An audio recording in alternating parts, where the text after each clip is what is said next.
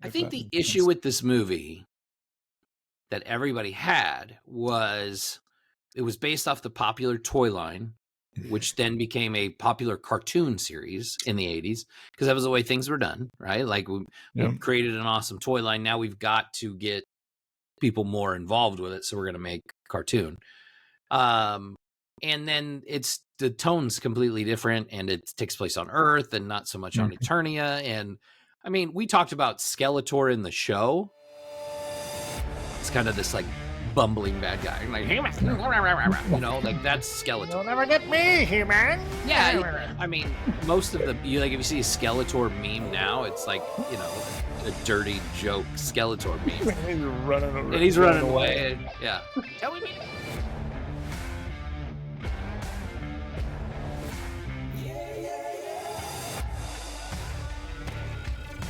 Usually we're talking when we start, but yeah, I was like, wait, are we missing something? Yeah, it's been so long. It is. It's been 84 years. Welcome back to the Movie Dads Podcast. We're your hosts. I'm Howie. I'm Kyle. And that is Kyle. Kyle, we're back for episode number, checks notes, 75 of the Movie Dads Podcast. We are 25 away from 100. I know, almost right? The century mark. We could hit 100 this year if we don't skip every we don't skip weeks. 3 weeks at a time. Anyway, episode 75 of the Movie Dads Podcast. We are doing the American superhero film classic. That's what it has listed as. The 1987 Masters of the Universe for our nostalgic goggles movie of the week. But if you're watching us on YouTube, please click the like and subscribe. Make sure you get notifications on when new episodes come out, because right now it could be at any point in time. We have no idea. It could be a random. I don't know what day this episode's going to get posted, because things are a little nuts right now. But make sure you get notifications when new episodes come out. If you're not watching us on YouTube, you can find us on one of many podcast networks such as Spotify, Apple, Audible, iHeartRadio, among many others. You can also see some of our short clips and videos on social media at Movie Dads Pod on Instagram, Facebook, and TikTok. Typically we would start Movie Dads and Movie Kids, but I have to just get out there and say, like, I know we talked about on the last episode, I was recently promoted at my job. I'm going to be traveling. I'm going to be a jet setter. I was in Dallas this last week. I'm in Detroit starting tomorrow, Flint specifically. Let's go. And then the following week, I'm in Appleton, Wisconsin, which is kind of up by Green Bay. Then the week after, I am in Illinois, Springfield mostly. So, a lot of travel, jet setting, lots of mileage. Papa's got a brand new bag. I'll be driving to Wisconsin and Illinois, but I'm flying to Detroit. That was a little. They're direct flights, so it's a little further than I'd care to be. Did you know there's going to be so much travel? Is that like? Is it always going to be like that, or you're just in training? No. It's during training, because I'm training with somebody different each week, and because my region is in and around Omaha, so it's parts of Nebraska, Iowa, Minnesota, South Dakota, Wyoming. The next closest one would be the region that's like the rest of Iowa over into Illinois. Unfortunately, though, that's the region I just came from. So he doesn't want me training with that individual because I already know them so well. He wants me to train with different people to get different perspectives, because that's the perspective I'm used to seeing. Gotcha. If that makes sense. Yeah. Which I totally understood when he said it. I'm like, yeah, Chris and I are close, so I would probably be better if I trained with somebody else for those 3 weeks. And so then the next ones are like Wisconsin, Detroit, Illinois. Yeah, you know what? I know everybody in this immediate region. Send me to Florida. Send me to California. Send me to New York. That's where I can train. Nice. It was funny this week, though, because I was in Dallas, right? And there was a frozen Arctic blast, right, that swept the country. Our kids didn't go to school basically all week, right? Jesus. God. Barely survived. Good. Right. Which I get, because it was like 20, 30 below and stuff. But in Dallas, it was single digits, which is wild. So I'm in Dallas, and it's like 8 degrees, and people down there do not know how to handle it, right? Because it's just they freak out. Absurd. Because like tomorrow down in Dallas, it's going to be like 75. But dude, it was 8 degrees while I was there the other day. It's funny you say that, because where was it? New Orleans somewhere just recently got like snow for the first time in a long time, and it like shut down everything. And like us as people who live in Nebraska, we like oftentimes it'll snow and they won't cancel anything because like there's they plow, they salt, and we're like, oh, that's fine, that's not bad. But then like something way less intense of snow in a city where they never get snow, it's a lot bigger of a deal. It is. So it's a lot bigger deal. Such an interesting thing. So nice. Love that. I just saw a video of a super cool nerd shop in Dallas that I was going to send you, because I was like, oh, I think he's going to Dallas soon. But then you just reminded me, oh shit, yeah, he was just there. That's why I remember that. So yeah, and I know it was one of those things too, where like when I was in Dallas, we were in meetings till like 7 o'clock at night. So busy. Yeah. So it was like you go to there are the people that go to their hotel after that because they're tired from being in meetings from 7 to 7, and there are the people that go out and drink way too much, and like there's no in between though. You're one or the other. Like that's it. Yep. Nope. Hard pass. So I'm going to go to my hotel room and turn on AMC and be like, oh, hey, look, The Fugitive's on. I haven't watched this movie in forever. I'm going to watch this and go to sleep. Classic. So. Nice. Love that for you. But like I will say, we're movie dads. We've got movie kids. So, as much as I'm talking about what's going on with the podcast, and, we were doing episodes on Wednesdays. I just want everybody to know, like, it's going to be a little different for the next 3-4 weeks. Things calm down. This past couple weeks, we both, like, I was traveling. Kyle had some, personal stuff come up that we couldn't lock down a time to just record. And you guys got to understand, like, when we record, we need a couple hours. We've got to, and no, this is a podcast. We don't make any money, but yes, we do notes, and like, there's things we write out, and we've got to make sure, that we've got everything ready to go. So that's why it's a little hiatus for the next month. So just prepare thyself. So just like Howie said, hit the little bell button on all of your streaming platforms so that the second we post, you get a notification that lets you know. And we've talked about too, we're going to try maybe to do a recording session together. We're going to see maybe how that works, where we can do it in the same room at the same desk and give it a shot. So hopefully that's coming soon too, because if that works and that looks good, then maybe we'll stick with that format. And we're going to put Howie right here. We're going to sit right next to each other. Just do one screen. I think we'll still do the multi-cameras. I bought a new camera just for that purpose, and I'm testing. This is the first episode we're recording with it. So it's not actually attached to my computer. It's on a stand with its own light. So that's why my picture looks a little different this week. That's just something to get used to. We want to be able to have freaking cigars when we do these damn reviews. And if we can convince your wife in the same room to do that. Yeah, I keep trying to tell my wife that smoking cigars in the house, it's not long-term. It won't ruin anything. Even though it literally, if you were to light a cigar in your house, it will smell like it for probably 3 months. So you have to have one hell of a ventilation system. Yeah. I have seen a couple of very wealthy folks in Nebraska who have they have their own humidor in their house. That's I'm not quite there yet, but obviously that's extensive. Thank you for kind of going over that. This will be, and it's like you said, it's been a kind of a wild couple of weeks with our own schedule, and it will continue for a while. That's the nature of the beast, people. For us, like you mentioned, it was not Snowmageddon, but temperature Mageddon. It was so freaking cold that in the state of Nebraska, if the temperatures are so low, they will cancel school, not because they can't do classes inside the building, but because students could literally get frostbite within 5 minutes at the bus stop. So they just kept freaking canceling school every day, and we're like, all right, we made it through one. We can finally get to the next one, and then we got another text tomorrow is canceled too. So it's like, God Yeah, never ended. But it was nice. Daycare did not close, so still able to take the two littles. So it's just basically me and Grayson hanging out at home all day. That's good. And he found a new nerddom that he is all about. He is now fully on board for The Predator. Hell This yeah. is his new obsession, is The Predator. I had mentioned to maybe to you, I know to my wife, that I've seen this original Schwarzenegger Predator figure at Target a million times. And I was like, I'm going to buy that the next time I see it if it's there. And I did. Grayson was with me. And he was like, what is that? I'm like, it's freaking Predator. How do you not know what the Predator is?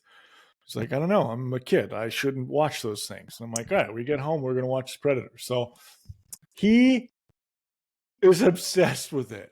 That's awesome.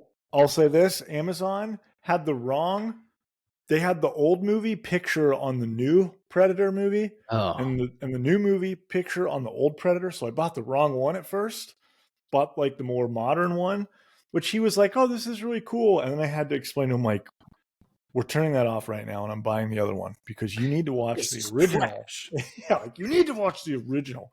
And he was like, but it's so cool, Dad. They're soldiers. And so just wait till they get in the jungle and this elite group of special forces start getting hunted down by this mysterious camouflage thing.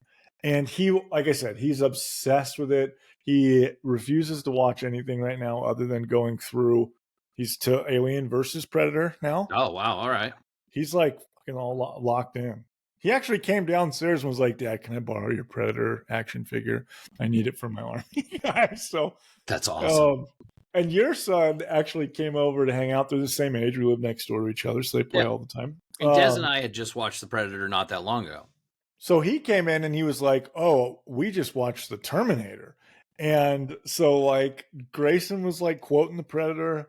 Desi was like quoting The Terminator. It was just so funny listening to our two sons talk about movies that we fucking love. Mm-hmm. And they were getting ready to go outside, and Desi like looked at Grace and he's like, you won't know this yet because you haven't seen the movie, but I'm going to say something that your dad will know. I'll be back. And then they walked out and it was just fucking hilarious. Hell yes. It was so funny. It was so funny. So yeah, movie dads, movie kids. That's great. Lots going on, learning them up. So Reagan is in show choir season, so they have competitions almost every Friday, which her group has won like 3 or 4 in a row. They've gotten first place. They're just dominating some of these other groups. But yeah, so Friday nights are typically like me and Des are hanging out. So we've kind of gotten to the habit now where we're like getting something for dinner, and then like we're going to the pet store, and then like we're coming home and we're watching a movie. So 2 weeks ago, it was Friday night, me and him, and we watched the original Terminator. And I was like, did you like it? And he's like, yeah, some of the effects were not the best. You could tell it was fake. And I'm like, yeah, totally. Like, I get what you're saying, but I go, what'd you think of the story? He goes, it was super cool. So this last Friday, obviously I was back home. Reagan had competition. So Des and I do the same thing. We ordered some like chicken, and we sat down and watched T2, and he was all about Terminator 2 because he's like, this is so much better than the first one. I go, I'm with you 100%. So I started looking at NECA figures because I was like, I need to get the Terminator. I need to get a T800 and a T1000. I need to get, and you can still actually get them. They still have them on Amazon. So that would be pretty sweet. I'm like, that's actually a shelf that I would dig a lot. When I bought this, when we talked about Terminator 2 months ago, I had done the same thing. It was like, I want a fucking badass Schwarzenegger Terminator where he's got like his minigun. Yeah. All the leather. Yeah. I've seen the grenade strap. Yeah. The freaking boom tube. Yeah. Grenades. I've seen the T1000 a couple of times at the store. That's not as interesting to me, but like a T800, Arnold Terminator, and then I also want to get the RoboCop, which I have seen a couple of times and I passed on. That would be pretty dope. But this movie that we watched like 2 weeks ago, for whatever reason, it put me in that like 80s kind of nostalgia vibe. And I watched Indian in the Cupboard, which is not an 80s movie, but there's a lot of like RoboCop, like Darth Vader toys in that. And it just hit on all of the like, God, I need to get a RoboCop fig because I fucking loved RoboCop as a kid. I need to get Terminator. You just do an 80s shelf of badassness, you know? Yeah, there's one shelf over here, and as much as I love it, like I got this Lord of the Rings shelf over here. I'm like, I could definitely swap out. Get your T2 up there. Love that. Yeah. Sweet. Why don't we jump into our most excited segment, the 6 to midnight. This is the part of the show that we talk about the things that get us up in the morning. What's got us excited? Nerd news, movies, video games. What's new? For me, there has been a which I think I mentioned a couple episodes ago. There's a new video game that came out. It's called Kingdom Come 2 or Kingdom Come Deliverance 2. It's the second one. Mm-hmm. The first one was a indie game that dropped that like a good chunk of people played during the pandemic, but nobody really knew about it. It didn't have any marketing. It was this game. It was first person, kind of like Skyrim, but set in medieval Europe. And you're just like living as a stable boy, son of a blacksmith who ends up going on this epic trip, like adventure to become a knight, get revenge. It's super cool, very hard. But they came out with the second one because the first one was so good. This time around, the second game is now like, it's like the new hotness for video games right now. Everybody's playing it. Everybody's talking about it. It's got like perfect scores. It's so freaking cool. It's a ton of fun. It's like very serious, but also super funny. There's so many side missions and things you can do in this like ancient, like medieval times where where, there's like one mission in the first game where you are helping like a friar, like a priest who one night who happens to be like a total alcoholic drunk, and you go on. It's kind of like The Hangover. Like you guys get into this wild thing. You both wake up in the morning in different parts of town. You have no idea how you got there, and you're backtracking to figure out what the hell happened so you can find the friar.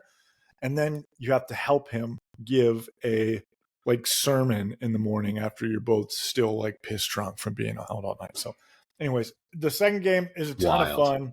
Yeah, it's a ton of fun. If you like Skyrim, if you like first person like RPG type games, this game is like playing a movie. So it's a ton of fun. You guys should play it if you're a video gamer. So what do you got? What do you got for me?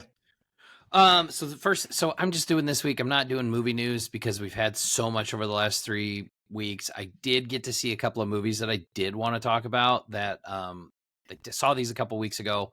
I was hoping to do an episode on one of them, but with everything that happened, obviously we didn't get to. So, the first one I want to talk about, we did want to talk about Captain America: Brave New World, obviously the newest entry in the Marvel Cinematic Universe.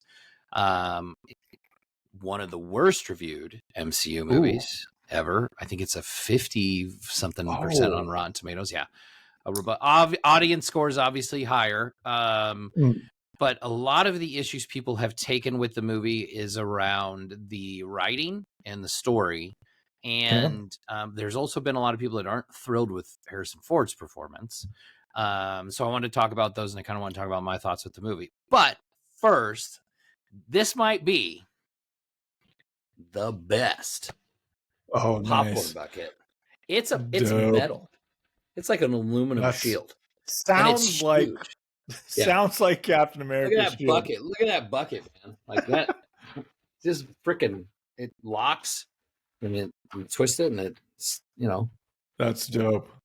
Popcorn bucket. When you were tapping on the metal, sounded like you were Steve Rogers. It's real vibranium. Goddamn right.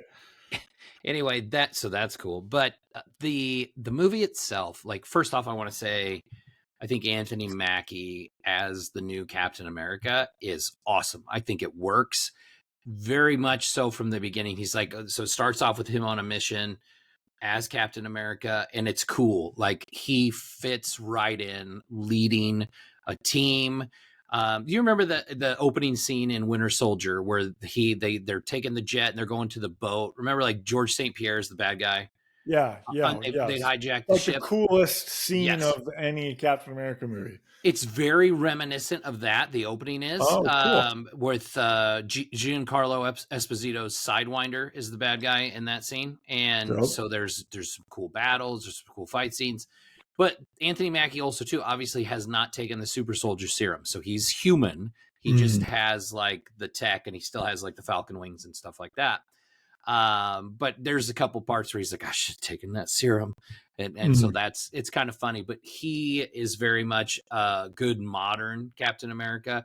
And you can tell that he was the right choice to, and I know, and Sam Wilson does take over the mantle of Captain America a couple times in the comic books. And he's got a recent run just started too of Sam Wilson, Captain America just came out, but I liked the movie. I thought it was good. It fit very well in with the other Captain America movies. Very more grounded, political thriller kind of stuff. But one of the beefs too people had is that you have to see the Incredible Hulk, the movie, the Edward Norton Incredible Hulk movie, because it references that.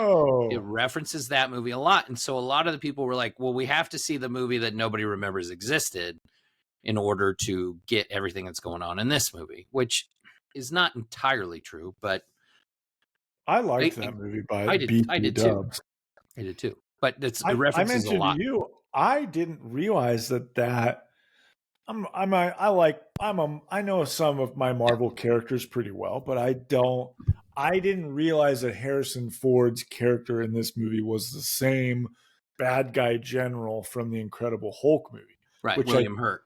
Which I mentioned to you. I think they're obviously, like, if you're a nerd comic booker, then you would know that. So like, I'm an idiot for not knowing that. But the general public who are watching these movies, they don't know that. Right. So I didn't think they would recognize, like, oh shit, this is that same guy. It's the same guy, right? And so there's some throwbacks. We get some throwbacks to that movie. We get some cameos. We get some of that. But this movie, you could tell very much so that the Avengers are going to be rebuilt, and Anthony Mackie's going to be the one that has to do it. They also, at the very end, the teaser kind of talks about like what's coming. And you could tell it kind of leads into that Secret Wars and Doomsday is coming. Yeah. So kind of reference that a little bit. But yeah, I liked it. I liked it a lot. Actually, I thought it was pretty good, so I don't get the hate. But anyway, nice. My thoughts on that one. What else did you have? You have something else you want to talk about? I was just going to talk kind of comic book stuff because, like you mentioned, as these movies are coming out, typically the studios will line up comic book runs, like you said, Sam Wilson, Captain America run. Obviously, there's a Sam Wilson Captain America movie, so it's good to hit that. Same with for DC, they're doing like the summer of Superman. So there's like all these new Superman lines that are being released that are going to start kicking off here in March. Actually, one thing I'm super excited for, originally I was just going to talk about the new Batman run that's coming up. But before they do that, they just kind of ended the mainline Batman story comics, which is just Batman. They just ended like their last story before they are jumping into Hush 2, which will start this March, which, if you're a Batman nerd, you know, over the last like 20 years, there's a book that came out called Hush by Jim Lee, who's like now one of the DC heads, but at the time he's like one of the greatest comic book artists of all time. Batman Hush started a new character, basically, that has blown up and become very popular. They hinted at him actually in the Batman movie. But they're doing a Hush 2 comic line in the main Batman comic line, which will be written by Jeff Loeb, who's also like on the Mount Rushmore of current like DC writers, with Jim Lee doing it. So Jim Lee and Jeff Loeb are doing it's going to be freaking awesome. I'm so excited for that. But once that line finishes, it's I want to say like a 10 issue miniseries. They're doing they're basically restarting Batman. We're getting Batman #1, starts in September, but it's going to be written by I want to say Matt Fraction is the new writer. He's a very popular Marvel writer. Most people know him coming from the Marvel side, but he will be taken over with the super famous. Where's our artist's name? The artist is George Jimenez, who is on. He's actually currently on the current Batman. He's a great artist. He freaking rocks. But what they're doing is they are starting the line over for Batman #1 for people to jump in and basically start fresh. And they're bringing back. They're doing like a modern take on the gray and blue Batman suit. So they're making it looks kind of more actually kind of on line with Batman animated series colors, where it's okay. It Darker. looks more like, dark and black, but like in certain lights, like there's the blue like shading, and like when he's in like the sun or bright light, you can tell it's blue. So looks awesome. I'm excited. It's hard to jump into a comic series when it's at like 157 or issue 158. It's like, I'd asked you about that because I was, like when I was growing up, it was like, comics went. I mean, like, what's Batman at now? Like 1100? Like like Detective Comics or Batman? Detective Comics is at like 128 or something, yeah, or 11,028 or something. Yeah, it's a crazy number. And like when it was like Amazing Spider-Man was 200, 250, 300. Like they didn't start over, but now they're starting over with volumes all the time. Like Venom has like 17 volumes. Yeah, and and I just feel like I want Venom #1. Okay, which one? There's like eight of them or whatever. Yeah. That's I feel like it's a lot harder for the casual comic person to understand what they're getting into and not purchasing the wrong comic. Does that make sense? Like I feel like that can get frustrating. For sure. I think for the comic book companies themselves, #1s are like, as you just kind of mentioned, like where does it start? Because that's where I want to start. Is typically where people are thinking. If they're going to jump into a story, they want to start it from the beginning. And so #1s are typically like the higher selling, like we've talked about the Absolute Batman series that's come out. It's this new Batman series. It's an Elseworld thing. It's wild off the wall, but it's brand new, and we're only on episode or issue 6. And that #1, issue 1, I think they had to reprint it like 6 times because it's sold out. So they kind of have it from the mindset of one, starting fresh, so people can jump in, new readers can jump in and kind of be all over it. Those comic book collectors who want to go after the #1s, all the extra issues and covers. But even people like me who read comics, like if you're reading a line and you get up to like 80 issues, it gets kind of all over the place with the same writer. It's not very often they have the same writer for more than 30 to 50. And so it gives them a chance to like fresh blood into the character, go different directions. And so I don't know. I enjoy it because I'm like, okay, cool. Now I have a kind of starting point. I can jump back in. I jumped into the main Batman line like 6 months ago. I hadn't been reading it for a long time, and it was kind of hard to figure out what the hell was going on. Like Commissioner Gordon, it's not the commissioner. Freaking Vandal Savage was the commissioner of Gotham. Like it's just all this weird shit. So I'm excited for the new stuff. I'm excited to start. So anyways, way too much comic book talk. Let's jump into the nitty gritty of this episode. I had one more I wanted to talk about. I know we're already 28 into it. So another movie that I got a chance to see, and actually Reagan and I got to go see this movie a couple of weeks early before it came out, because it actually came out this weekend that we're recording, but we got to see it 2 weeks ago, is Osgood Perkins' The Monkey, which we'd seen trailers for that looked like it was absolutely insane. So based on a short story by Stephen King, written and directed by Osgood Perkins, who just did Longlegs last year. He's got another horror movie coming out in 2025 again, so he's going to do another one. And then James Wan produced it. The thing with the monkey that's a little bit different is Longlegs was very like dread, is creepy. It was dread. It was more of a murder thing. Like this, the monkey is batshit crazy. It's essentially about a monkey that when it's active, when it's key turned, it will randomly cause the death of somebody. And it's like, and then we're talking like Final Destination deaths. Yeah. Yep. They are extremely elaborate and shocking and bonkers. The movie's bonkers. It's a ton of fun, especially if you like, it's not scary at all. It's very much a, like, if you like brutal, gory horror, it's got some funny parts in it too. Like the one guy is just so used to this monkey doing stuff that he's just like, it almost seems like he's put out by these people dying around him. It's wild. There's a part, I'll just give one away. It's kind of in the trailer, but like he's on the phone outside of a motel, and there's a swimming pool, and there's a lady in the swimsuit getting ready to jump off the diving board into the pool, right? And he's just kind of watching her, and he's sitting there, and then all of a sudden, like the I think air conditioning unit on the roof of the hotel shorts out, slides down the roof into the pool, and you can see like it's electric, and he's like, wait, and she jumps into the pool and explodes. And like he gets hit with like a hand.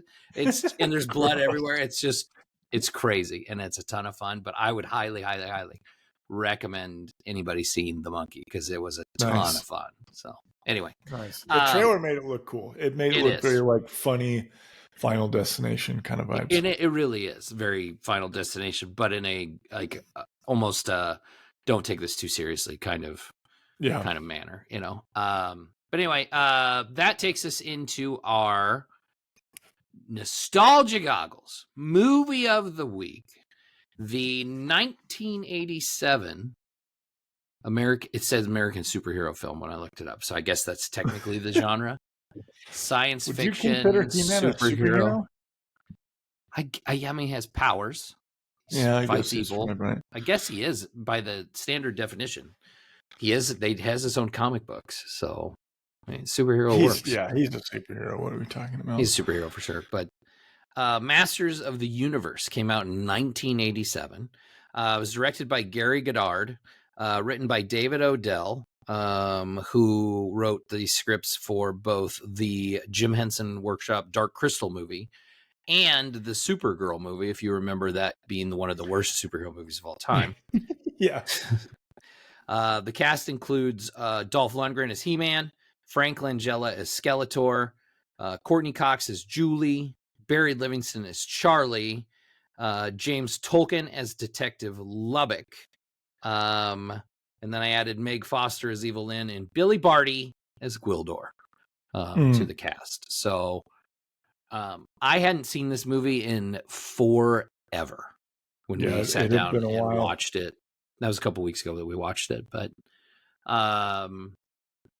I think it was better than I remember it. I was going to say that. Like, I actually thought it was really good compared to like remembering it not being a good or interesting movie. I'm not going to say it was really good. I'm not going to say it was really good. I liked it. I enjoyed it this time. I think the issue with this movie that everybody had was it was based off the popular toy line, which then became a popular cartoon series in the 80s, because that was the way things were done, right? Like we created an awesome toy line. Now we've got to get people more involved with it, so we're going to make cartoon. And then the tone's completely different, and it takes place on Earth and not so much on Eternia. And I mean, we talked about Skeletor in the show. It's kind of this like bumbling bad guy, like you know, like that's Skeletor. You'll never get me, He-Man. Yeah, I mean, most of if you see a Skeletor meme now, it's like, you know, a dirty joke Skeletor meme. He's running away. Yeah, until we meet again, you know. And but anyway, that's how it was. And then Skeletor in this movie, fucking awesome. Fucking terrifying. Yeah, he's scary as shit. Frank Langella, like, he did not phone this in. He took every opportunity to rock Skeletor. Yes. To the maximum. Yeah. This was definitely like Michael Caine in A Muppet's Christmas Carol. This was his Ebenezer Scrooge. That's actually pretty good. He fucking crushed this movie. He made the villain so cool. He looked badass and was also terrifying. I know a lot of people, when they talk about this movie from their childhood, they say specifically, like, that dude scared the shit out of me from that movie. So, yeah, his makeup is on point and his performance is like crazy. And I know both you and I have a extensive list of information about this movie. Yeah, there's so much fun random shit. Like, did you almost like watched a documentary about it, didn't you? Basically, I watched like a 5-minute YouTube video right before we started watching it, and all of it was just like fascinating info about this movie. So I think what we should do is we should talk about the movie, what we thought about it, and then we need to talk about all of the things that happened, because it's crazy. So Castle Grayskull, God, I feel like a child when I'm talking about this, but Castle Grayskull is like the source of all of this power on Eternia, right? And He-Man is the protector of Castle Grayskull. Now, his backstory in the movie is very much different than the backstory in the show, because he kind of has like an alter ego in the show. He's Prince Adam. Nobody knows Prince Adam's He-Man, even though they look identical. He-Man's just more buff and wears less clothes in the show. In this, He-Man's He-Man. Like, you don't get the Prince Adam. He's the, you know, his parents are the rulers of Eternia. You don't get all that. However, Skeletor wants the power that's in Castle Grayskull. That's not changed. That's the basic fundamental from the show as well. Skeletor wants to get into the castle. He wants to get all the power from the sorceress so he can take over the universe and he can be the master of the universe, right? Yep. So the basic plot line, Sorcerer Supreme kind of vibes, right? The basic plot line of the movie is he hires Gwildor, who's a dwarf thing, right, to build a machine called the Cosmic Key that can basically create portals to get you to different places, right? Like different universes. But Skeletor wants it to get into Castle Grayskull, right? Yeah. That's like what he's going for. And he succeeds. And then he starts sapping the power out of it, right? Yep. So He-Man and Teela and her father, Duncan, also known as Man-at-Arms, basically search out Gwildor so they can get into the castle, right? Is that right? I want to make sure I'm following. Yeah, they're looking for like the Cosmic Key. Because they need to get into the castle as well so they can stop Skeletor. Well, they do. They succeed. But then Skeletor basically opens a portal and sends them to Earth, or they escape to Earth. You're going to have to refresh me on some of this, I think. Does Gwildor open the portal? Do they open the portal? They have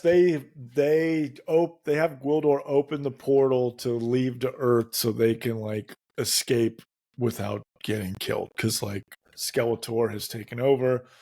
He's got the queen in like a force field, and they go to basically Earth to run away.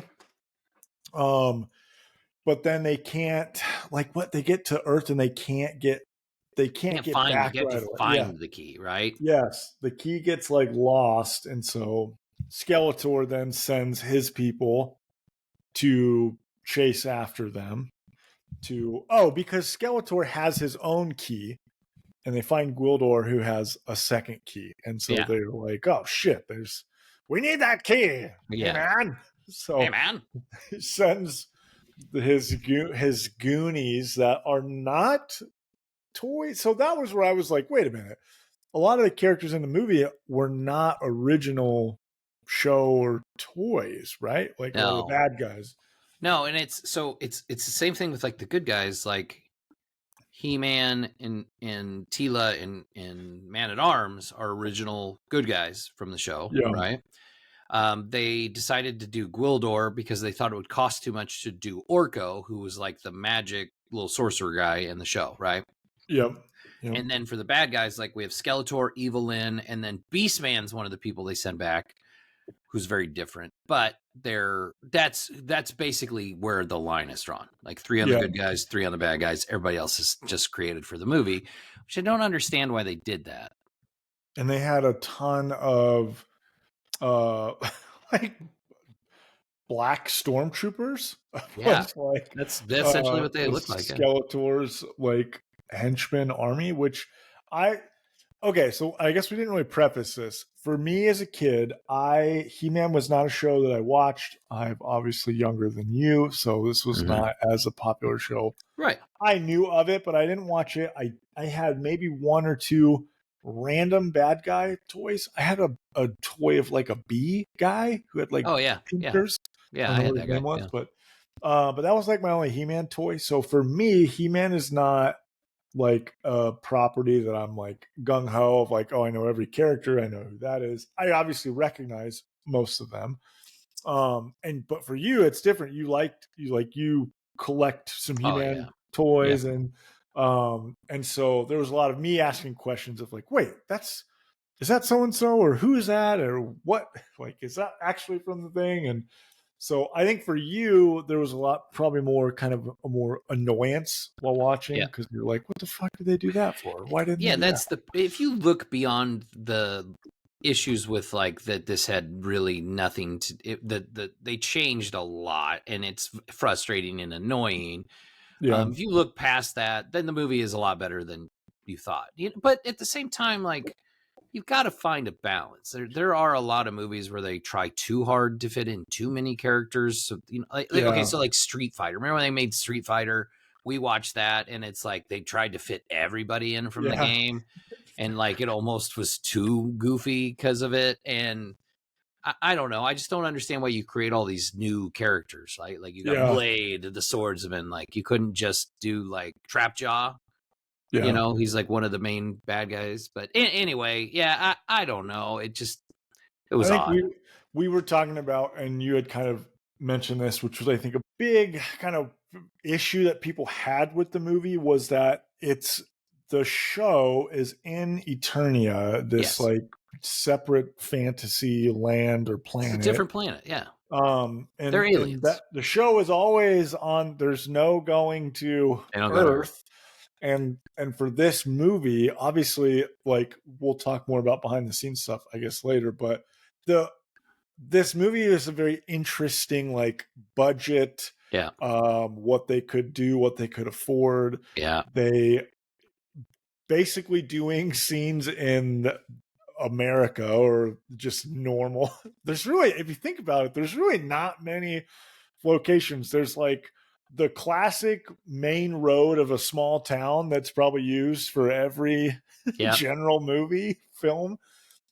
There's like a warehouse, a kid's room, and like a music store. Like those are, and then the gigantic, elaborate Castle Grayskull that they right. built. So, which was cool.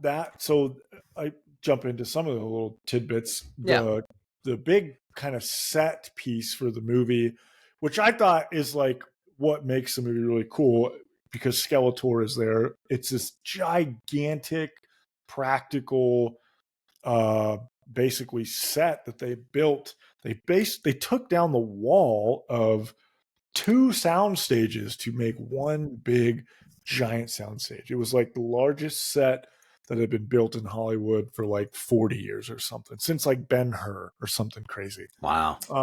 That's but crazy. They built just this massive, like elaborate, intricate Castle Grayskull, but they really only use it for the very beginning of the movie and the very end. The very end of the movie. So it was like, man, they had such a cool thing built there and they didn't use it. So yeah, I think there is backstory that I think like Prince Adam's mom is like half Earth. Oh, but they still never go there in the show. They still like she has a bit of a tie to it, but they never go there. Now they're making a new He-Man movie. Oh, I was just about to say that. Yeah, what do you got? Just gonna say, I'm gonna break your heart here. Yeah, I already know it starts on Earth. Yeah, I already see it. We're talking about this movie, like the biggest issue that people had with it, that we even said during, we're like, why are they on Earth for this whole movie? The new movie with one Jared Leto's Skeletor. So Prince Adam like was sent to Earth on a rocket as a kid, very Superman, Kal-El, and grows up for like 20 years trying to find his like sword, and then he gets back to Eternia, but like he's like basically an alien to Eternia, from what I hear. So sounds stupid. You know what?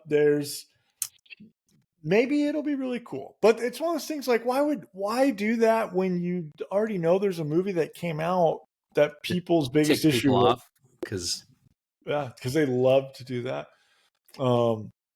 Here's some other things. This didn't work. Let's do it again. Yeah, let's do it different, but maybe this time we'll do it better. Yeah. Even though it wasn't how they did it, it was just that they did it. Why people were so annoyed. Yeah. Like, why are we on Earth? Because they created this like. So Courtney Cox is in this movie, right? And it's like her first movie, and she's got this boyfriend, and like they create this backstory. Like anybody watching the movie gives two shits about her and her dead fucking parents. Like I know it sounds terrible, but nobody cares. They were supposed to go to the lake that day. Yeah, they were supposed to go to the lake, but they died in a plane crash. Did they fly to the lake? I don't know. It made no sense. No. But I had a moment. I was like, "Holy hell, is that Courtney Cox?" Like, yeah, this is like her first movie. I think it was her first movie. Yeah.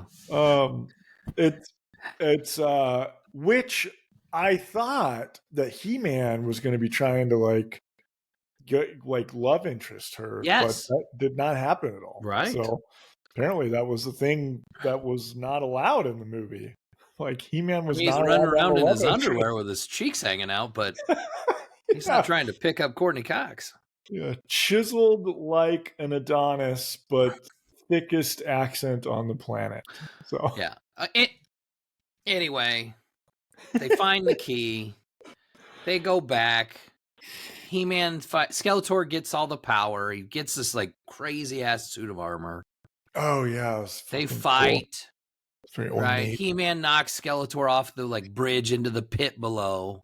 Right. Mm-hmm. And they win. Shocker. I know. And Courtney Cox gets sent through time to back when her parents are alive. Yeah. And then and all of a sudden, like super mega happy ending. Yeah, fixes, which I did not see that coming. I'll be honest, I was not expecting that. So, one thing they did in this movie, they built a ton of like ships or like basically not ships, but like vehicles. Like He-Man is very famous for like goofy, massive toy vehicles, and it is. Yeah. There's one when Skeletor comes to Earth with his people because he's got to do it himself. He like shows up randomly in this like hoverboard like ship. Yeah. And like they're fighting on the top of this one-story like building in the middle of like some small town in Kansas. And Smallville. Or Skeletor, they had to have had on like a scissor riser. Like it just fucking goes up over the edge, and he starts talking and yelling and captures He-Man, and like then they go back to Eternia. But I thought it was cool. They threw that in there. They threw some vehicles in there. It's goofy. There's parts that you're like, what the hell is happening? This story doesn't make any sense. The set designs are really cool. The costumes are pretty cool. I mean, they're not true to true to cartoon or true to toys. Like everybody's jacked, and in this movie, like He-Man's jacked. That's about it. But Yeah. um, They did like, it was like this insane amount of different like wardrobe yeah, creations for He-Man for Dolph Lundgren yeah, that like they finally decided on the one that they did. Apparently he was very interested wanting to wear like these MMA shoes, like boots, yep, that they were like that's not, it looked nothing right with the suit. They wanted him to wear the what he ended up wearing in the movie, which was like knee high like boots with like metal padding on it and stuff. But basically they had to trick him into wearing it. They told him that his told him his MMA shoes made him look feminine. yeah, So he was like, oh, I'll wear the boots then. Give me those boots. I'll wear those instead. So like that's actual story from behind the right. scenes. Okay, so let's run through some of the fun facts from this movie because it's wild, right? Yeah, So there's a first, million. so the first thing I want to talk about. So this movie was made with a $22 million budget in the mid '80s, right? Which is a lot. Mm-hmm. It only made $17.3 million at the box office. So this movie, along with the movie Life Force and Superman 4: The Quest for Peace, led to the closure of Canon Films. Those three Close the movies studio. shut it down. I did not know that Superman 4 was made by the same people. Before I watched, I obviously did this like behind the scenes thing and Yep. learned that. And then the second that the movie starts, He-Man has the exact same like credit intro music Oh, the music's almost. almost identical to. It I'm looks like, like is this the Superman theme? looks like the start of Superman, the start Yeah. of the movie. And it's when you know, like, oh, this is the studio that also made a Superman movie, it makes a ton of sense. But it's like, wait, Yeah. what? Right. So, Okay, so originally, I thought this was fascinating. They were supposed to spend more time on Eternia.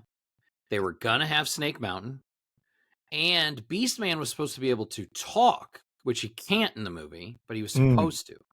There was a lot of budgetary issues, yeah. right? So this was fascinating. So Mattel was supposed to pay half of the production budget, which they didn't do on time, which led to the problems with this.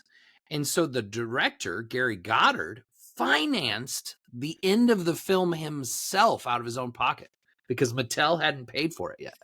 Dude, which I didn't know that side of Yeah. it, but I had mentioned to you like as we were watching, like, okay, so apparently they filmed most of this movie and then basically had run out of funding or did Yep. not receive their funding before they could film the ending, like the Yep. final battle. And Right. so which I believe was like a year or maybe even two before they ended up finishing it. That's crazy.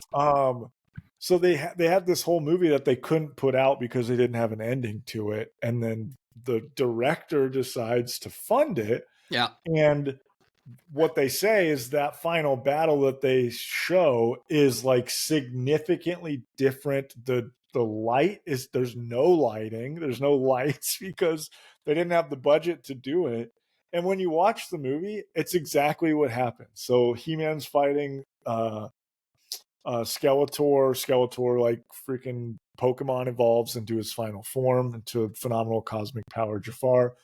And then they drop to the lower level of Castle Grayskull, and it goes from being like this super well lit giant palace to like pitch black, like you can't see anything, like choreographed fight between them, which was like essentially done in a basement. So, and they just did that so they could finish the film. It's crazy. Like, it's terrible.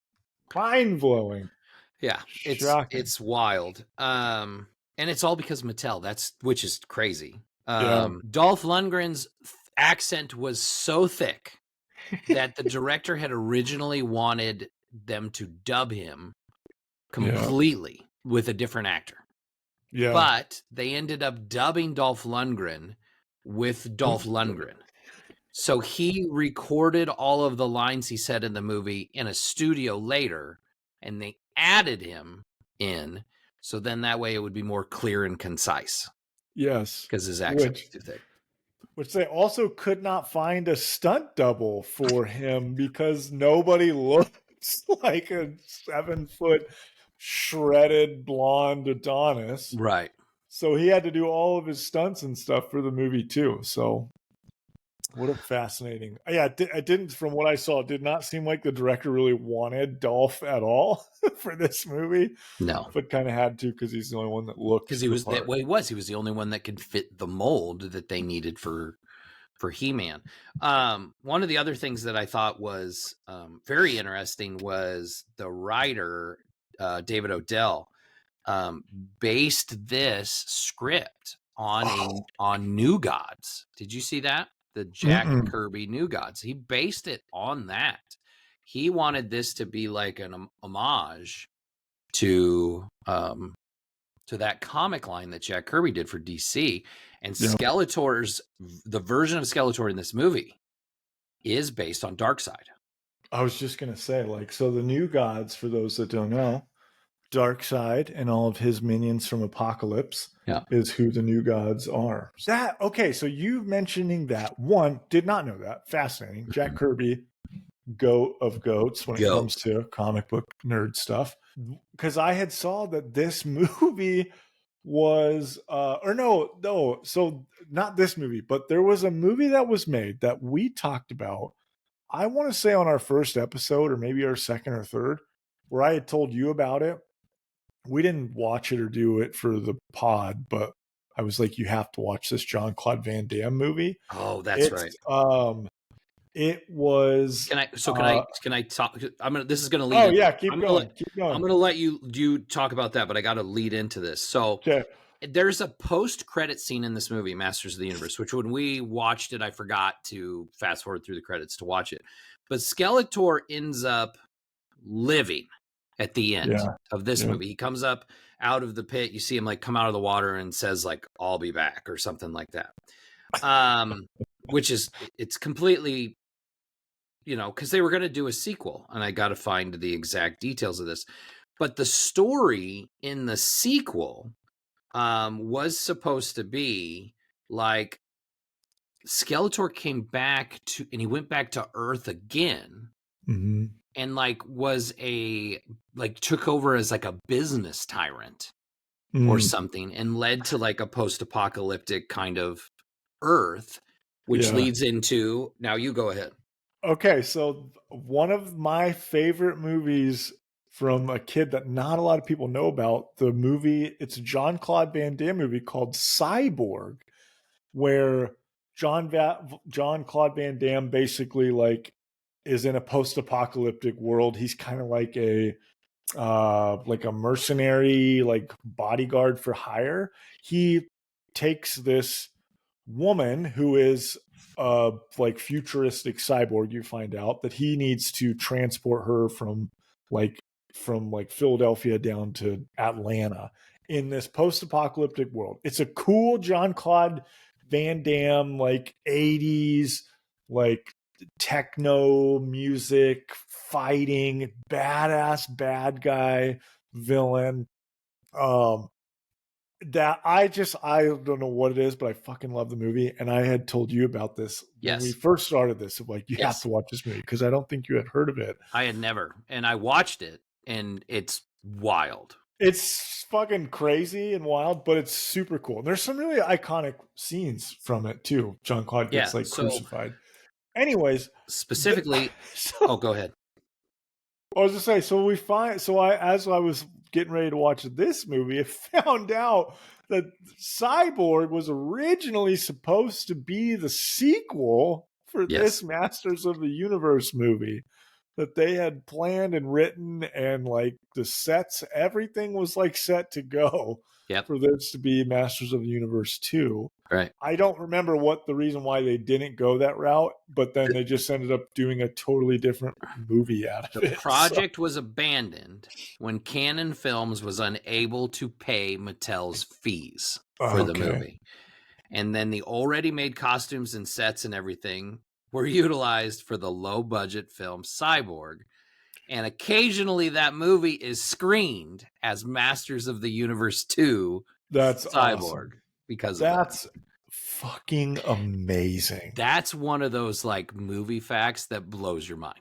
Because it's Blew like this movie that my you know mind. about, the movie that you talked about and brought up for the podcast was supposed to be the sequel to fucking Masters of the Universe. Yeah, it's like what a hell of random movie to be the sequel to a Masters of the Universe He-Man. Because there's no point watching Cyborg 2 where you're like, oh, this is a Masters of the Universe sequel. Yeah, or like, rip that's off or definitely something. He-Man. Or that's definitely Cyborg or No. Skeletor. Like, no. Wild. So such a cool, random, fucking wild ass There are movie. so many things to talk about this movie. Like we've talked more about just random shit with this movie than anything else. Which I think is fun. Which is great, which I think is more fun anyway when a movie has that much going on with it behind the scenes. Yeah. But one of the last thing I wanted to say is Dolph Lundgren considers this his least favorable role in his career. Like he hates this role of He-Man. Yeah. Frank Langella, on the other hand, it's one of his favorite. He loved playing Skeletor, and he loved being that character, which you can see from both when you watch this movie, right? Yes. Like, it's totally obvious. He's so on another planet of acting in this movie that I would have loved to have seen a sequel just with him as bad guy Skeletor. And I'm sure they would have had to have replaced him anyway with the low budget sequel they were planning on doing. So yeah. But anyway, yeah, that's all I've got for this movie. They're making a new one, Masters of the Universe, which is gonna have more characters in it. So I mean, my expectations aren't high. They've had some set photos of the guy playing He-Man, like on Earth. He's very much got the long blonde locks that look very similar to the cartoon. He's even wearing a pink shirt, which Prince Adam always wore a pink shirt, which I thought was like a very good homage. The only thing that I would say is I'm excited about is the casting on the new movie. There are some that look really good, right? I told you, like, I'm not super excited about Skeletor, Jared Leto, because of Morbius and stuff, like, ugh. And Joker, stop. Yep. But Idris Elba as Man-at-Arms is kind of badass. Dude, that's cool. It's totally badass. And Maureen Baccarin is the sorceress. She's Vanessa from Deadpool. If you don't know who that is, she's in it. Allison Brie is Evil Lynn, which is crazy to me. So there are some bigger names in this movie. And then they're obviously going to, Trapjaw is going to be in it. Triclops, some of the cool bad guys that we didn't get to see in the first movie. So I'm excited for when that comes out next year because they're filming it now. So we'll see. I think it's Amazon, right? Is that who? Yeah, so it's MGM Studios, which is Amazon owns now. So it's Amazon MGM. So that doesn't mean it's going to be streaming. That just means that's who's producing it. But we know where it'll end up. We know where it'll end up after it's released, as it will end up on Prime Video. Okay. I thought I saw they were doing theater. It was going to be theater release. It will be, yeah. Amazon MGM 2 bought the rights to, they have James Bond now. There was a big news article on that. People that obviously that will go theatrical. They'll never release that straight to streaming. But listen, like, it's better than I remember it. It's still not even a shadow of the cartoon or the newer series on Netflix, which I really enjoyed. I'm gonna give it a 5.5. 5.5. The only reason I'm giving it a 5.5 is because I gave The Flash a 5, and it's not worse than The Flash. Oh yeah, I don't remember what I gave The Flash. I think for nostalgia purposes, I'm gonna give this a 6. Like, if this was on TV, you know what, right night, I'd watch it. I'm giving this a 6 just for Skeletor. Yeah, dude. Frank Langella has earned the 6. Yes, he had 2 fucking ornate, cool ass costumes. Him and what's the Evil Lynn? Is that her name? They both had interesting like costume stories too. Like, I think her suit was so heavy that she couldn't sit down in it because it was like so uncomfortable and heavy on Right. there. So, anyways, Meanwhile, yeah, Dolph's over in the corner is wearing fine. boy shorts. Yeah, nothing. Nothing. Looking too feminine, so they put him in his With his knee-high boots. boots. MMA boots, his wrestling boots. So, yeah, I mean, Masters of the Universe is better than I remember it as a kid, but still, it's not a good movie. Anyway, yeah, it's watch it fun if you want. 80s. It's fun Watch it if you want. 80s. It's on Time MGM machine. Prime Video, so you can watch it right now. But Yeah. all right. Anyway, that takes us into my favorite segment. There can be only 5. Only 5. We decided this week with the Masters of the Universe to do top 5 movies based on a toy. Mm-hmm. So not movies with toys in them. Yeah, that made this a lot harder than I thought it was going to be. But movies based on toys specifically. So I'll go first. So I have one honorable mention because it didn't quite make my top 5, but it is a movie that I enjoy very much. And that is the 1980s murder mystery classic Clue, which is based on board game. And that's very much a Tim Curry movie. And we've talked before how much Tim Curry rocks. So Clue's pretty good. It's got different. It was one of those movies where like it's funny, people get killed, you got to figure out who it is, and they actually filmed different endings. So you saw different endings in the theater based on where you saw this movie, which I thought was pretty interesting.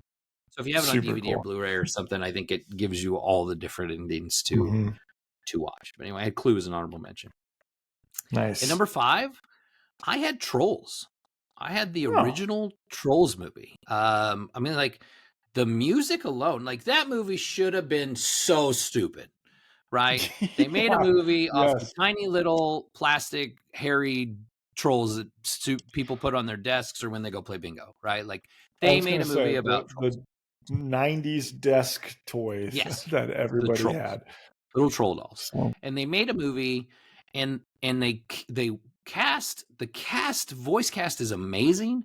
They made it funny, and they cast Justin Timberlake as one of the 2 leads, along with Anna Kendrick, who can sing as well, and then just absolutely killed the soundtrack, which turned it into a phenomenon. And now we have like 3 Trolls movies. The first one's still the best, but they're all pretty decent. Anyway, Trolls is number 5. My kids freaking love Trolls. That was one of those movies too. Like when Des and Reagan were little, I did not mind watching Trolls because it was the music. The music, at least, was good. Yeah, McLovin is like one of the bad guy character in the first one, and he's Prince Gristle. Yeah, Gristle. Yeah. At number 4, I had the Barbie movie. The Barbie movie just came out, obviously in 2023. Was a phenomenon, right? We had the Barbenheimer. Really good movie, awesome visually. Like some of these movies, when we're talking about movies that were made from toys, crazy that they can actually make this kind of thing work. Like Battleship didn't make my list because Battleship the movie did not work. That kind of thing. But obviously, the Barbie was nominated for a ton of awards, including Best Picture at the Oscars. Like it was a phenomenon, right? Made a shit ton of money than like most movies ever. So yes, correct. So Barbie at number 4. At number 3, I only wanted one from this franchise on here, and I was going back and forth between the original Transformers with Shia LaBeouf, but I ended up going with Transformers 1. Nice. I didn't want a whole bunch of Transformers movies on here. I went with Transformers 1, which we talked about previously on this because you were like, you have to watch this movie. Like, I don't understand how good this is because it was marketed terribly, and it was. Yes. Transformers 1 fucking rocks, and you should see it if you haven't already. And it just came out last year, and it bombed because it was marketed as a little kid movie, and it is absolutely not that. Yes. It's great, and it's the most faithful Transformers movie we've had. Ever. Oh, toys. Shit falling off shelves. Someone breaking in? Oh, did I just yell across the way and knock my probably Colossus fell off his shelf. That was weird. Anyway, Transformers 1 is at number 3. And number 2, another newer movie that we actually did a podcast episode on that I really enjoyed when we first started 2 years ago, Dungeons and Dragons: Honor Among Thieves. I loved that movie. Chris Pine rocks. Hilarious, good adventure, great effects. If you haven't gotten a chance to watch that movie, that was one of those movies that like just broke even at the box office.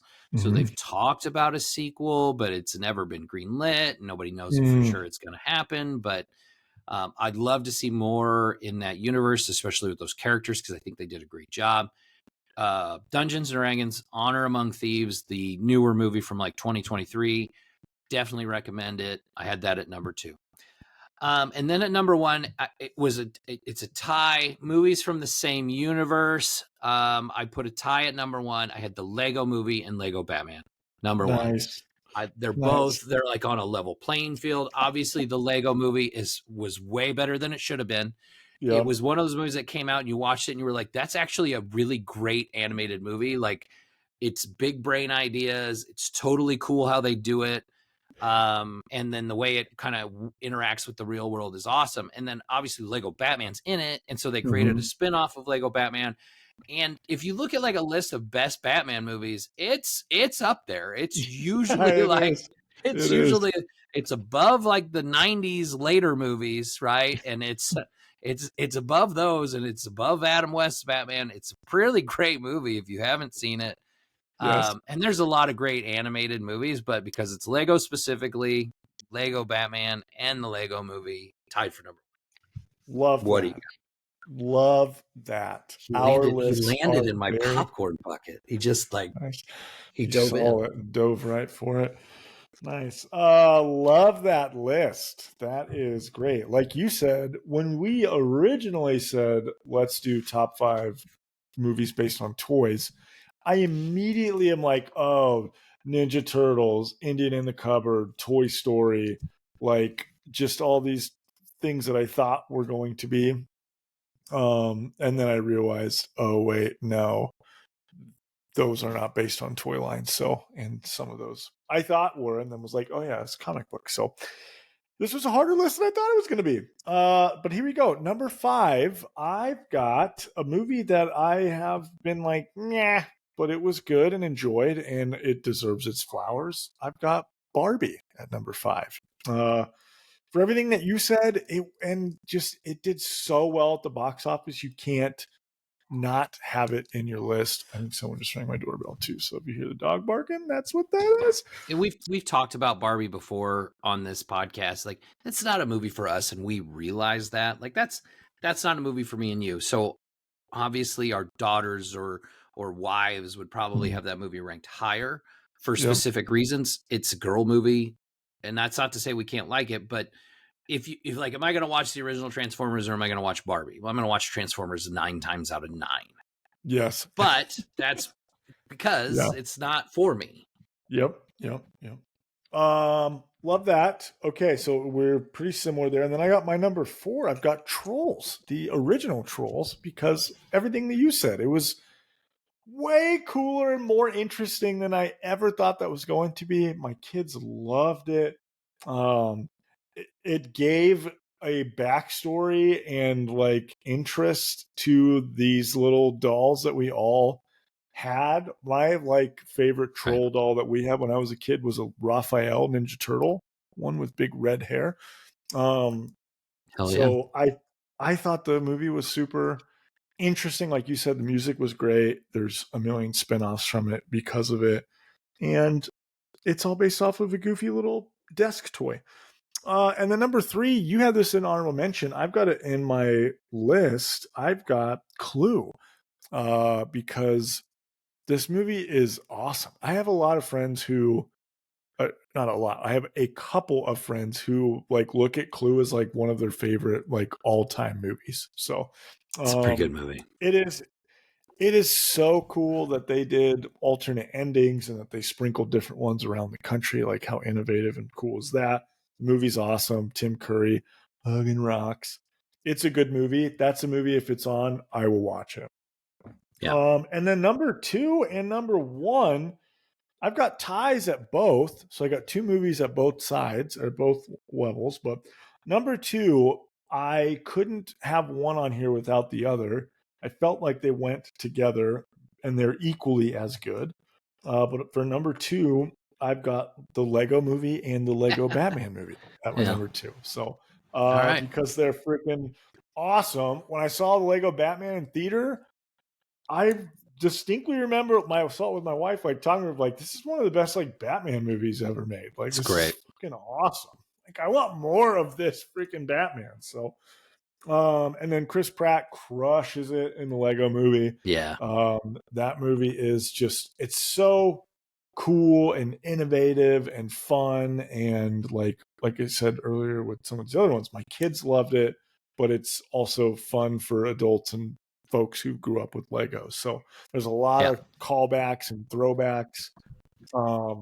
There's a character in the original Lego movie. He's like the Rocket Man, but like his helmet has like he has no visor and like a broken piece. Didn't we all have that? Like, Yes.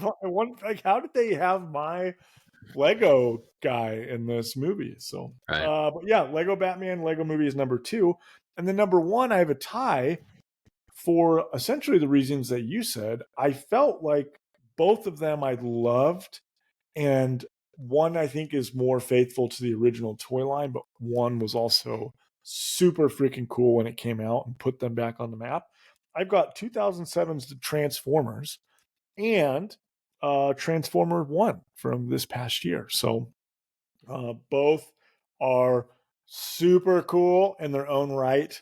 Obviously, the new one with Chris Hemsworth is just awesome. It feels like we've got the lore and the love for the characters that we remembered from back in the day as kids. Yes.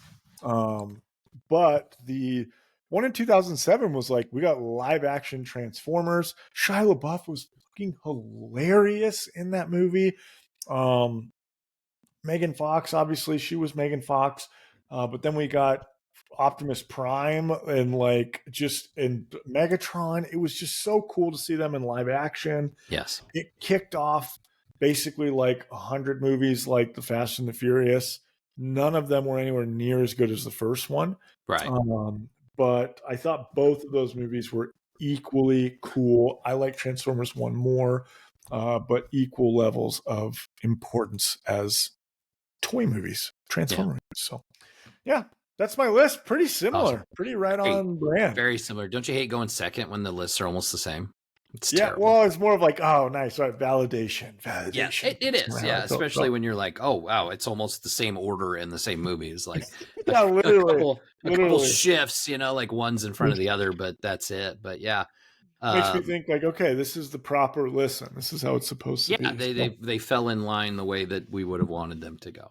And again, I'm with you. Like, I mean, I probably would see, I think Lego movie and Lego Batman both are here. And then I feel like Transformers 1 and the live action is just a little, for me, that's the difference between 1 and 2. Like, that's the only thing. But anyway, awesome list. Great job. Love All right. It. Bring it on. Here we go. Another chance for how rotten is your tomato, Kyle? I've got 5 sets of movies. Bring it on. I feel pretty good about this list. I'm going to see if I can get you. Okay. And of course, like I always do some of these to see if I can piss you off. So of course, every episode. Right. It's fine. That's why we do this pod. All right. So we're going to start with the 2007 Transformers. Oh, okay. Versus 1990s Teenage Mutant Ninja Turtles. You son of a bitch. I already know, based on you picking those two movies. Or am I trying to trick you? You're not trying to trick me. You're trying to anger me. Something tells me that Transformers is going to be higher ranked, which is incorrect. Teenage Mutant Ninja Turtles should be higher, and it should be a 99, if not 100, if it was up to me. It should be a 99. But because I know the sheep of the world don't get it, I will say the original 1990s Ninja Turtle movie is a 93, and the Transformers 2007 is an 85. So you have Ninja Turtles higher. Yes, because it should be. I'm just going off of what they should be. I know that I am wrong on this, but I will stand by what I say. Transformers is higher. It's not. At It's a not. 57. What? The Ninja Turtles Teenage in the Mutant 50s? Ninja Turtles is a 43%. Get the fuck out. Get out of here. I'm quitting. I'm out. I'm done. Done with this I didn't pod. write it. I didn't pick it. That is blasphemous. Do you think that's a 40 movie? No, not at all. I don't hold it in the same regard that you do. Of course. But it's definitely it should be. It's way off. That score's way off. Way off. For both, I think. They're both off. Oh yeah, the first one, Transformers, is definitely a high movie too for me. Like that was a phenomenon when that came out. Like everyone was. And again, I get like these aren't critically acclaimed movies. Like even though I think Ninja Turtles probably deserves a little bit of that. Like, but I feel like Transformers should at least be above 65 or 70. Like I feel like that's the right range. Ninja Turtles should be 75 or higher. Like we're talking 80s, I think. I think that's fair. It should be. And it's not for whatever reason.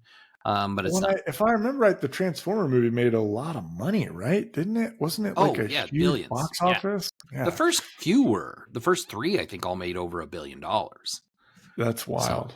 To be in the 50s. Yeah. All right. What else you got? Way to start that one off. Yeah, it was a good one, wasn't it? All right, here we go. The 1986 animated Transformers the movie. The classic Unicron planet. Like, this was the one where Optimus Prime dies, if you remember. Yeah, right? yep. 1986 versus 2024's Transformers 1. Oh, I think that's going to be, that's all of like when you were born. Because for me, that I was born in 1990, and that Transformer movie was not in our required viewing or our like rotation, so I didn't see it a lot as a kid. And I think Transformers 1 is fucking good. I think Transformers 1 is 90. I think it was pretty well liked, Rotten Tomatoes, when we just talked about it. And then I'm going to give the 86 animated one, I'm going to say that's like a 62. Wow. The 1986 Transformers animated movie is a 62. Holy shit. You nailed it. Holy hell. And it is lower because Transformers 1 is an 89. Oh, I was so close. You are so close to having both. Holy smokes. That was off the hip. Wild. Wow. That's good. That's really good. All right. Wow. These last three are not the best movies. These last three pairings. Okay. So I'm giving you a little help here. These scores are not high. Oh, I see what you're saying. These are not going to be high scores. So a series of movies that did not make our list. 2009's G.I. Joe, The Rise of Cobra. I saw that on a lot of lists. Versus 2013's G.I. Joe, Retaliation. Oh. The original or the sequel? I think The Rise of Cobra is the sequel, right? No, The Rise of Cobra is the first one. Oh, shoot. Okay. That's the one with Channing Tatum's the main guy. Joseph Gordon-Levitt's the doctor that ends up becoming Cobra Commander. Yeah. And then the sequel's the one where they kill Channing Tatum at the beginning and The Rock's the main character. Man, I saw both of those movies once. And if I remember right, the second one, I feel like people were like, this is more what we wanted the first one to be. But maybe I'm way off on that. I'm going to have the second one as higher because The Rock is in it. And I'm going to have this. If that's your reasoning for something to be higher, you have learned nothing about the movies The Rock makes. I think I'm thinking more of like box office wise less. Actually, you're right. It probably should be worse that he's in it. But okay, I'm going to say the second one is higher at a 33. And the first one, if I remember right, if I wasn't these like just like famously bad. The first one I'm going to say was a 20. Second one is a 33. The First one's a first 20. one, The Rise of Cobra, is higher Dang. at 33. Oh, shit. I was fucking at him. You got the score right, the wrong movie. The second one, Retaliation, was a 29%. Oh, okay. So still close to the other one, but I was off on them. All right. Okay. Fine. All right. Now we're getting worse movies. Here we go.